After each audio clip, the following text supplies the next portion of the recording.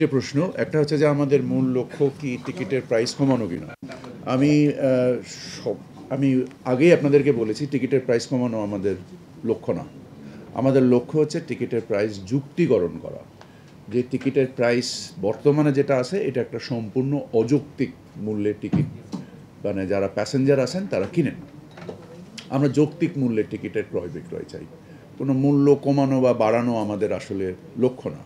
তবে আমাদের কার্যক্রম মন্ত্রণালয় যে মানে যারা সংশ্লিষ্ট সকলের একাগ্র প্রচেষ্টায় আপনারা দেখেছেন যে টিকিটের ভাড়া 30 থেকে 40 হাজার টাকা অলরেডি আমাদের যে মধ্যপ্রাচ্যের যে গন্তব্যস্থলগুলো আছে সেখান থেকে কমে গিয়েছে।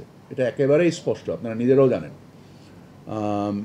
আমরা এর উপরে তীক্ষ্ণ দৃষ্টি রাখছি এবং আমরা আশা করি যে আমাদের এই আজকে যে আইনি সক্ষমতা তৈরি হলো এর বিনিময়ে আমাদের ভাড়া যৌক্তিকরণে মানে যথেষ্ট সহায়ক হবে। শুধু যে আমাদের দ্বারা এটা হবে তা না, আমার ধারণা আমাদের যে ট্রাভেল এজেন্সি ভাই বোনেরা যারা ব্যবসা করেন তারা ওনারা যখন সঠিক সুন্দরভাবে বাজারে প্রতিযোগিতা মূল্যে ব্যবসাটা করবেন, মূল দায়টা ওনারা যদি সুন্দরভাবে এই জিনিসটাকে যৌক্তিকভাবে ব্যবসা করেন টিকিটের মূল্য যৌক্তিক পর্যায়ে চলে আসবেন। আর আমাদের যে সক্ষমতা তৈরি হলো এই সক্ষমতাকে আমরা যত সুন্দরভাবে ব্যবহার করতে পারবো যৌক্তিকতা তত বেশি প্রকাশিত হবে। আপনার দ্বিতীয় প্রশ্ন হচ্ছে যে জিডিএস না, এটা আসলে আপনি হয়তো জিএসএ বোঝাতে চেয়েছেন। জিএসএ স্থানীয় কাউকেই বাধ্য করা হয়নি, স্থানীয় কোনো প্রতিষ্ঠানকে বাধ্য করা হয়নি, আন্তর্জাতিক কোনো প্রতিষ্ঠানকেই বাধ্য করা হয়নি। বলা হয়েছে যে স্থানীয় প্রতিষ্ঠান যদি মনে করেন ওনারা জিএসএ নিতে চান ওনারা নিতে পারেন।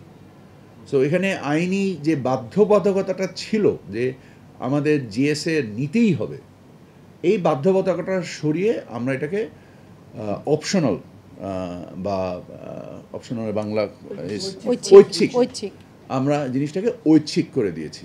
আর আপনার তৃতীয় প্রশ্নটা কি ছিল? আমার তৃতীয় প্রশ্ন ছিল, আমি জিএসএ নিয়ে একটু একটা সাপ্লিমেন্টারি, আপনি যে তৃতীয় প্রশ্নটাই চলে তৃতীয় প্রশ্নটা হচ্ছে যে B2B কি